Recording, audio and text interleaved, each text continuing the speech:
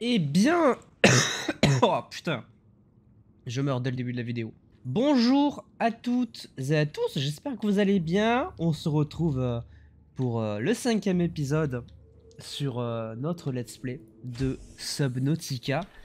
La dernière fois, on avait réussi à obtenir le fameux Cimote, qui est vraiment une révolution de ce jeu. J'espère que vous allez bien. Aujourd'hui, on s'attaque enfin à la mission de la capsule de survie 19, qui se trouve donc à 300 mètres de profondeur. Mais avant ça, il faut évidemment qu'on améliore notre petit Cimote pour qu'il puisse descendre un petit peu plus bas. Il faut également qu'on fasse quelque chose pour l'amélioration. La même chose que le fabricateur, mais en plus évolué. Donc ça se trouve ici. C'est la station de modification, mais pour ça, il nous faut aussi un diamant et un circuit intégré. Le circuit intégré, il nous faut des échantillons de corail pour ça et un fil de cuivre qu'on va faire maintenant. Pour les échantillons de corail, ça fait partie des premières choses qu'on a eues dans les premiers épisodes. Voilà, ce sont ces fameuses choses-là qui sont sur les bords qu'il faut récupérer. Donc déjà là, on a de quoi faire notre circuit intégré. Et on va aller chercher 3 diamants, puisqu'il nous faut 3 diamants. On a un message de la radio. Aussi un message de détresse de la capsule de survie 19. Donc c'est bien, on va pouvoir faire les deux. Et ça tombe bien parce qu'elle est par là, à 250 mètres.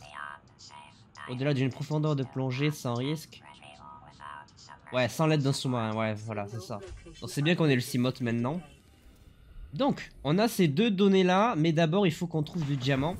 Donc pour le diamant, on avait trouvé un spot la dernière fois, qui est face à un des murs, juste à côté. Mais ça tombe bien parce qu'en plus, la capsule de survie est dans la direction un peu inquiétante comme direction. Enfin, globalement, tout ce qui se trouve devant l'Aurora, on n'a pas trop envie d'y aller. Déjà, nous, on va aller chercher de quoi faire notre station de modification. Pour ça, il faut donc trouver du schiste, le fameux bloc noir qu'on a trouvé la dernière fois, dans le dernier épisode. Donc, on va chercher ça. Ok, là, il y en a un petit morceau ici. Il y en a même un, je crois, au-dessus, non? De l'or, c'est toujours pas ce qu'il nous faut. Non, ça c'est du... Ah, c'est du schiste. Du lithium, toujours pas. Bon, faut espérer en avoir un dans ce morceau-là. Ça serait quoi? Non, toujours pas. Ok, là il y en a un. Allez, du diamant cette fois-ci, frérot. Ok, du diamant. Par contre, j'ai plus de place. On va prendre ça. Alors, du diamant. Du diamant. Encore un dernier, je pense qu'on est pas mal. Allez, on a encore dernière chance pour en avoir. C'est bon. Ok, on a nos 3 diamants. On va pouvoir rentrer et s'occuper de crafter la modification à rajouter au Cimote. Ça, c'est une bonne nouvelle. On se casse. Oh, attendez, ça se scanne ça, je crois. Ça, si je me souviens bien, ça se scanne, oui. Ça me dit quelque chose. La coque du cyclope. Putain, c'est bien qu'on l'ait maintenant. Ok, parfait. On a 3 morceaux à trouver. Sachant que la dernière fois, on avait chopé un des morceaux du volant. Donc il nous faut deux. Il nous refaut 2 trucs comme ça. 2 volants. Et le moteur, je crois que c'est 2, si je me souviens bien. Mais le moteur, il y a un endroit très précis pour aller les chercher. Un endroit très dangereux. Mais on n'ira pas aujourd'hui. Parce que c'est vraiment, vraiment très dangereux pour le coup. Là, il y en a un deuxième qui traîne. En fait, globalement, ils sont que ici, j'ai l'impression. Les morceaux, ces morceaux-là sont faciles à choper ici. Si on peut trouver le troisième, ça peut être pas mal. Je vais fouiller un petit peu. Là, ici. Ok, parfait. Eh, c'est pas mal qu'on ait trouvé ces 3 trucs-là. Ça nous fait un morceau du cyclope de validé. Nice. Nous voilà arrivés à la maison. Nous sommes entiers, même si Cimote a pris un peu cher. On va réparer un coup d'ailleurs. C'est vrai que ça prend vachement cher quand il n'y a pas les améliorations. Donc nous avons, on va la mettre au milieu de la pièce, comme ça on est bien, la station de modification secondaire. Donc celle qui va nous permettre de faire pas mal de choses. Déjà, de faire un couteau un petit peu plus aiguisé. De faire le module de profondeur. Pourquoi celui du cyclope? Ah, parce qu'il nous fait... Oh, d'accord, il nous faut la baie à immersion. Mince. D'accord. Alors, c'est pas exactement ce bâtiment qu'il nous faut. C'est un truc qui apparaît dans cet onglet-là. Ça s'appelle la chambre à immersion. Et dans la chambre à immersion, pardon, on va pouvoir construire quelque chose qui va apparaître dans ce menu-là, donc dans les modules intérieurs. Ça va nous permettre d'avoir accès aux modifications. Je pensais que c'était avec cette petite machine-là, mais en fait, pas du tout. Donc, c'est un petit peu... ça craint un petit peu, je vais pas vous mentir. Alors autant, je pense que celle à 200... Ouais, mais non, il faut un sous-marin, ils ont dit dans le... dans le message radio. D'ailleurs, il y a un message radio en plus, on va le prendre. Oh! Ah, il y a le Sunbeam qui arrive. Ah, mais en fait, on va pouvoir partir. On n'a même pas besoin de faire nos missions, on s'en fout. Ok, donc le Sunbeam arrive dans 40 minutes. Va falloir être patient. Mais franchement, si on peut se barrer, c'est plutôt cool. Ok, les palmes ultra glissantes, on peut les faire. Ça, c'est bien, faudrait que ça s'en occupe. Alors, les palmes, il faut, je crois, les enlever pour qu'on puisse l'améliorer. Voilà. On a des palmes ultra glissantes maintenant. Ça, c'est un truc qu'on avait débloqué dans l'épisode d'avant. Parfait. Donc maintenant, on va un petit peu plus vite sous l'eau. Alors, qu'est-ce qu'on peut faire avant l'arrivée du Sunbeam? Je sais pas trop ce qu'on peut faire. Aura, nous approchons maintenant de la planète et nous avons un site pour nous poser qui est bien... C'est mieux que les alternatives. Nous vous avons envoyé les coordonnées. Il nous faudra quelques jours pour aligner notre orbite et on devrait pouvoir vous contacter directement pendant ce temps. Puis nous viendrons vous chercher. Croisez les doigts pour que la météo se maintienne et surtout ne vous faites pas attendre. Sunbeam terminé. La capsule numéro 12 a suivi au-delà d'une profondeur de plongée sans risque. Ne tentez pas une récupération sans l'aide d'un sous-marin. C'est ça qui m'inquiète. Et ce message-là, ça veut dire que c'est assez dangereux d'y aller sans sous-marin. Et si le Sunbeam ne peut pas descendre plus bas que 200 mètres, c'est un petit peu un problème. Et concernant la capsule de survie 19, bah, le problème c'est qu'on est à 300 mètres de profondeur. Donc là c'est genre encore plus dangereux de descendre sans le Seamut. Donc il faut qu'on trouve des épaves pour faire tout simplement, qu'est-ce que je voulais dire, la chambre d'immersion.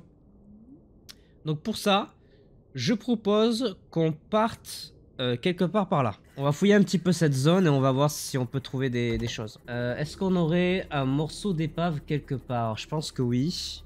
Faut juste bien ouvrir les yeux. Ouais, à gauche là. Ouais, parfait, il y a des trucs là.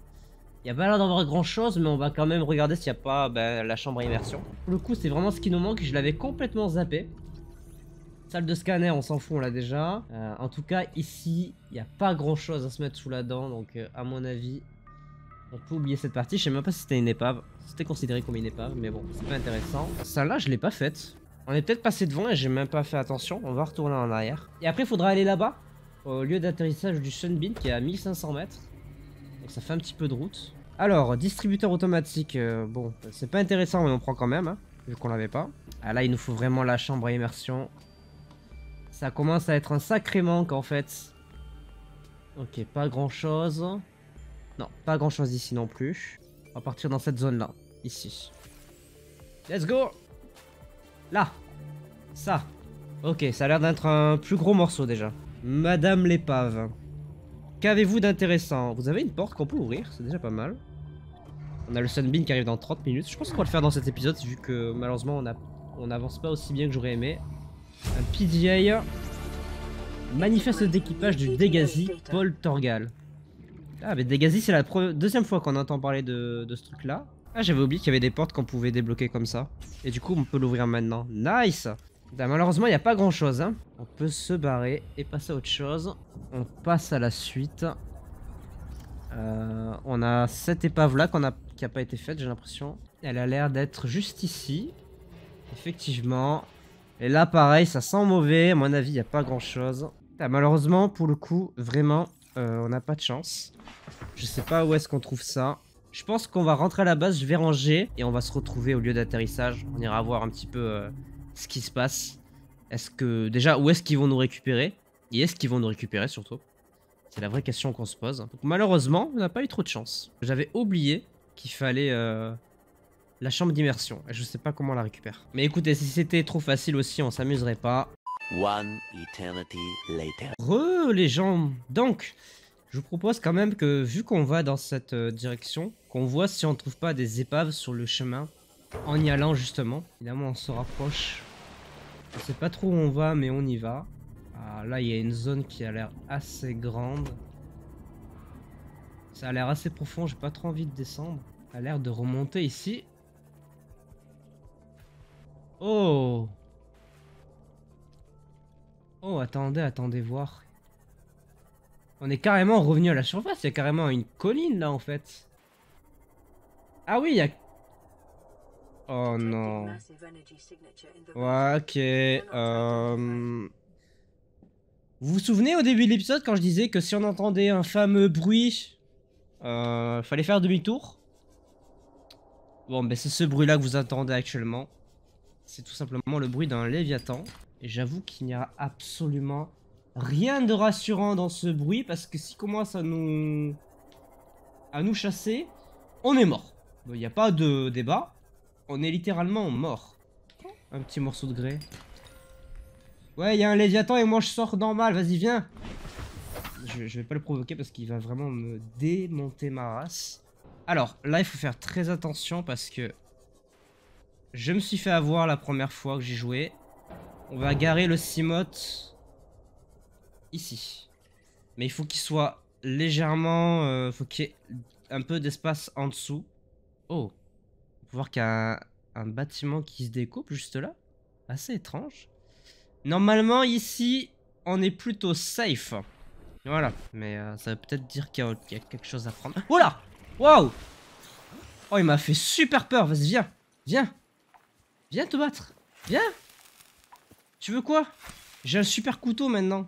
Tiens, voilà, comme ça je vais voir tout ce que ça n'est. Putain, il m'a fait super peur. Rampant des cavernes. Un truc indigène. Ah, mais putain, c'est pas très bon. On dirait une putain d'araignée. Ok. Donc c'est ici notre lieu d'atterrissage du Sunbeam. En plus, on a des arbres et tout. On va pouvoir scanner un petit peu tout ce qui se passe ici. Attends, est-ce qu'on peut récupérer? Ah, on peut récupérer. Est-ce que ça se mange? Oui, ça se mange. Nice. Ok. Donc on a une source de plantation. Nice, c'est cool. Ok. Donc on sait qu'on a des choses ici. Si jamais on a faim. Oh, un petit oiseau. Putain, j'avais jamais vu à quel point c'est beau. Il y a carrément deux planètes là qui tournent au calme. Dont une complètement immense. Et bah écoutez, ça m'a tout l'air d'être quelque chose de d'alien. Hein, et en même temps, c'est le cas. On nous a annoncé qu'on était sur une planète alien. Si ça, c'est pas alien, hein, je sais pas ce que c'est. Par contre, on peut évidemment se rapprocher un petit peu de ce bâtiment. Ok. Un fragment de tablette violette. Ok. Données téléchargées. Cet appareil à base de carbone est plus léger qu'il ne le semble et présente un symbole lumineux violet en forme de U. Malgré le fait que sa source d'énergie interne semble toujours fonctionner, la croissance des algues à l'extérieur indique qu'il a été abandonné il y a des centaines, voire des milliers d'années. Ah ouais, quand même. Bien que la technologie soit au-delà des niveaux de la Fédération, et il n'y a pas de moyen visible de s'interfacer avec elle, il devrait néanmoins être possible de fabriquer une copie physique précise de l'appareil si besoin. Oui, donc c'est clairement du truc alien. Ok. Contrôle du champ de force. Insérer tablette. Ça va être compliqué d'insérer un truc qui est complètement cassé, frérot. Cet appareil ne correspond à aucune technologie connue et est probablement de nature extraterrestre. L'alimentation est acheminée via le terminal vers le champ de force à proximité. La technologie est bien au-delà de tout ce qui a déjà été rencontré par la Fédération. Néanmoins, il y a de bonnes chances qu'il fonctionne comme un verrou classique et ne nécessite que de présenter la bonne clé.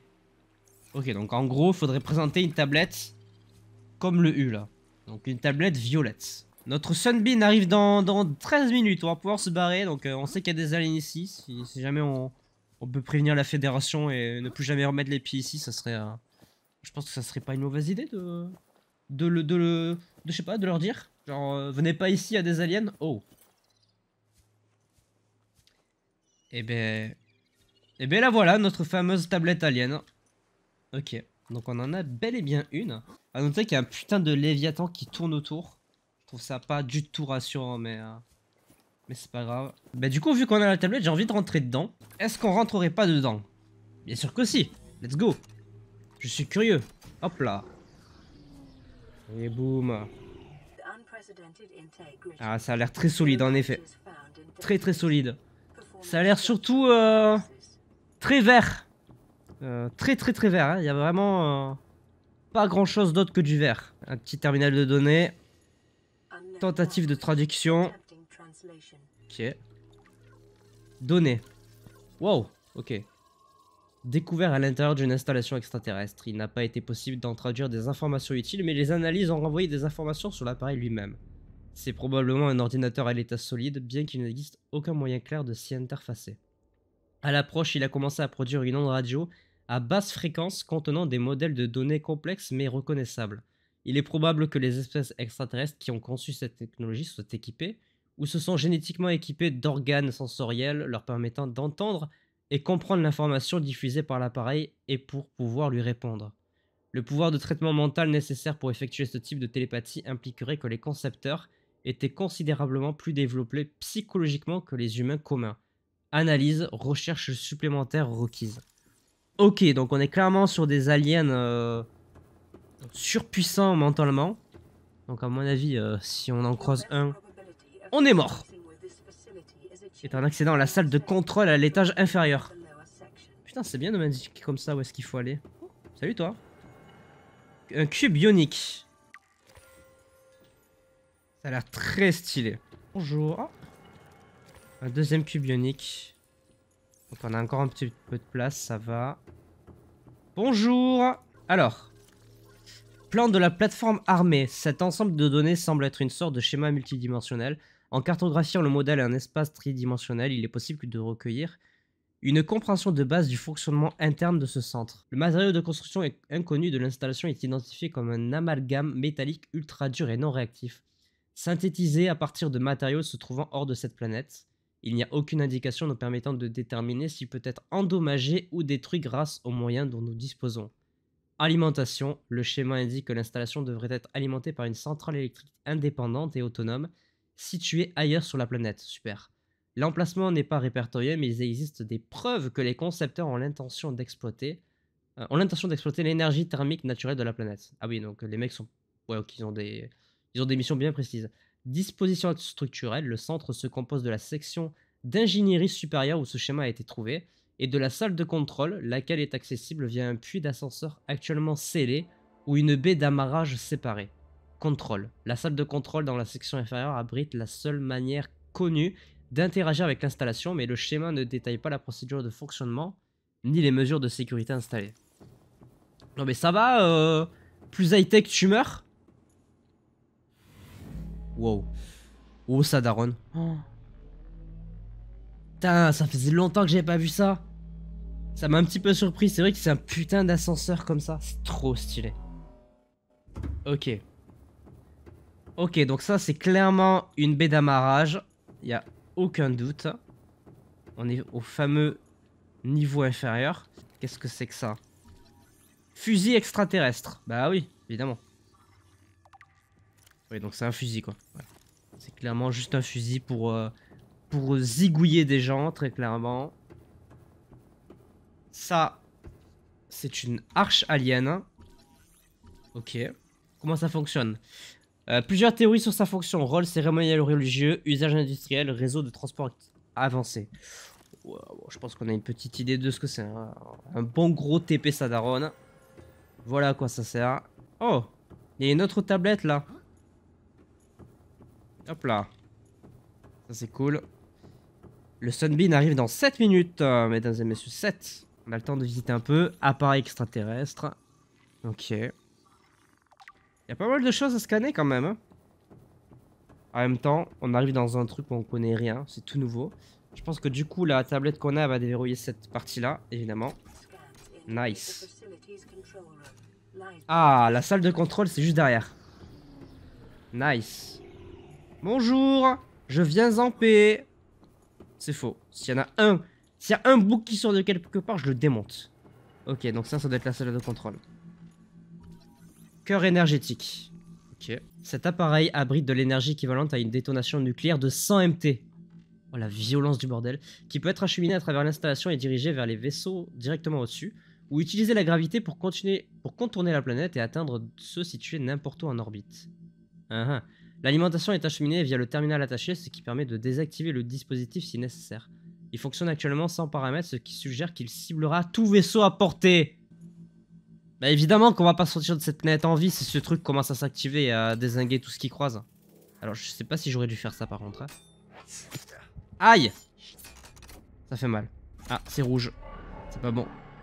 Oh, il est pas content. Je crois que j'ai fait une bêtise.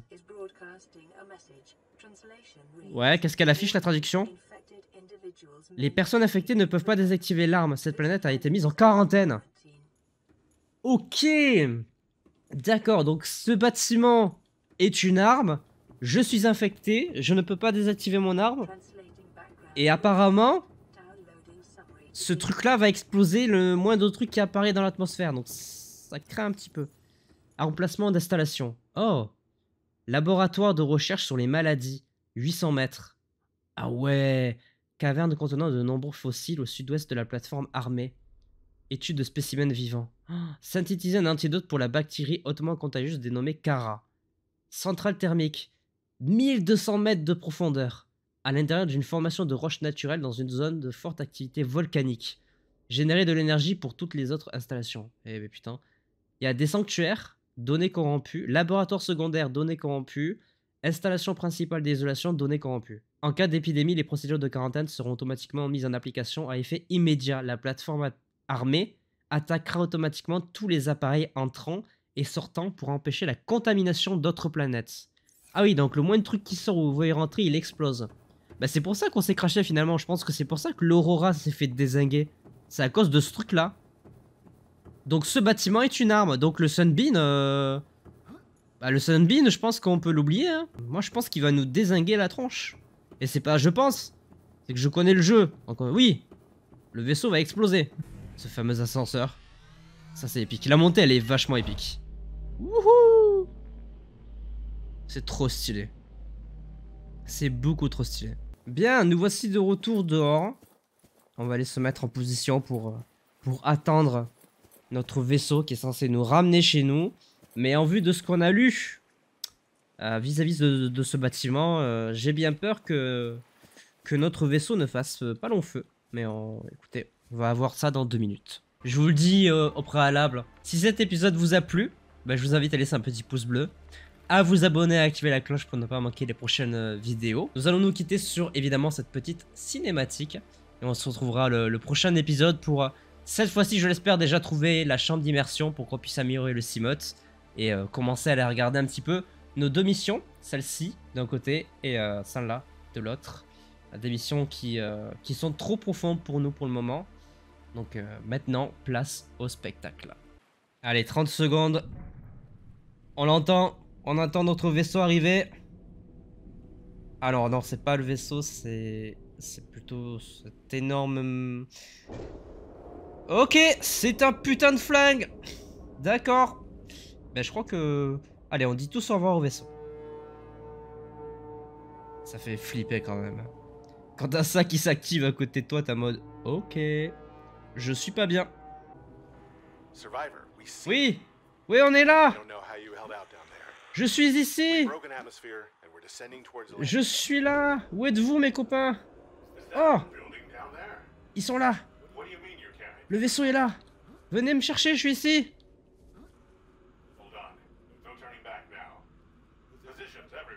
Là. Yes. Ils arrivent.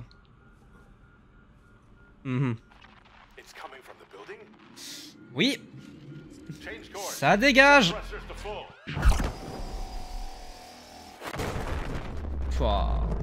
C'est tellement violent.